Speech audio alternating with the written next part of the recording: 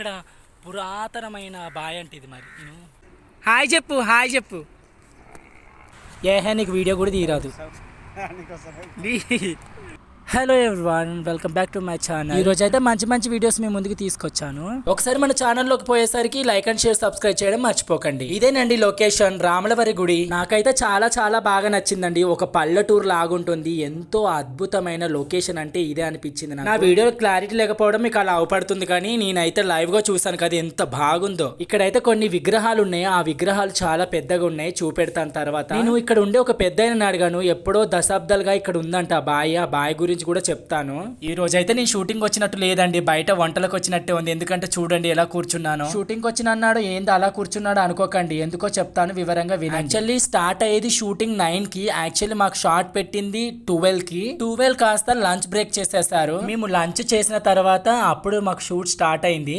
తిన్న తర్వాత 4 గంటలకు ఛాయ్ పెట్టారు. నేను వెళ్ళి ఛాయ్ తెచ్చుకున్నాను. ఇంకో విషయం ఏంటంటే అలా ముందుకెళ్ళి కిటికీలో నుంచి చూస్తే ఒక అద్భుతమైన వ్యూ అవపడుతుంది, మీరు చూడొచ్చు. Like and share subscribe.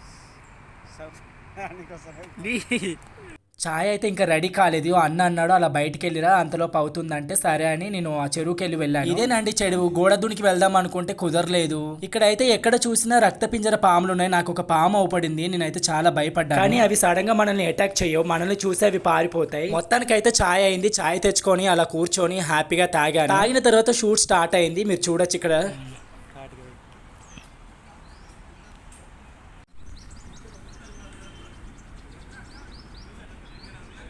నేనైతే ఆ చైర్లో కూర్చున్న చార్కి వర్క్ చేయడానికి వచ్చాను.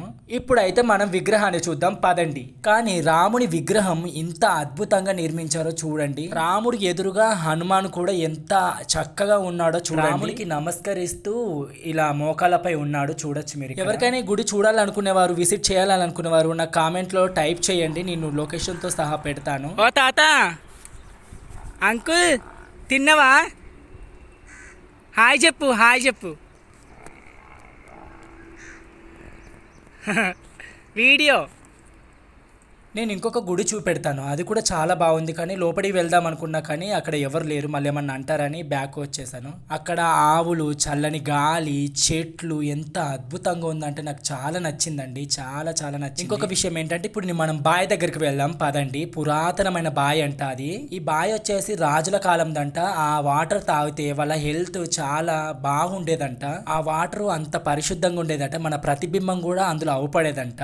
కానీ ఇప్పుడు చూడండి ఎంత చెండల. మీకు ఎంతమందికి పాతకాలం అంటే ఇష్టం? సరే ఈ గుడిని చూడండి. ఇక్కడ చూడండి పురాతనమైన నాగదేవత స్తంభం ఉంది, ఎంత అద్భుతంగా. కానీ అప్పటి కాలపు శిల్పులు అయితే చాలా గొప్పవారండి, అంత అందంగా చెక్కేది. అప్పట్లో లేదు కదండి, ఇంత అందంగా ఎలా చెక్కారు నాకైతే ఇప్పటికీ ఆశ్చర్యంగానే ఉంది. అది సరే గానీ మా షూటింగ్ అయితే మొత్తానికి అయిపోయిందండి. మిగతా వాళ్ళకైతుంది లొకేషన్ చేంజ్ చేస్తున్నారు. మరి నేను నా ఫ్రెండ్ ఇద్దరం ఉన్నాము, అందరు వెళ్ళిపోతున్నారు. ఇప్పుడు మేము కూడా వెళ్ళిపోవాలంటే మాకు సపరేట్ గా కారు పెట్టాడు, మేము ర్యాపిడో బుక్ చేసుకొని వెళ్ళాలి. సో నేను ర్యాపిడో బుక్ చేశాను అన్నమాట.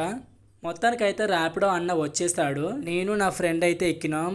ర్యాపిడో ఛార్జ్ వచ్చేసి 350 రూపాయలు పడిందండి. ఎందుకు అంత రేట్లు పెంచారు నాకు అర్థం కాలే. మొత్తానికైతే నేను రూమ్కి బయలుదేరుతున్నాను. హైవే రోడ్డు మీద ఉన్నాను.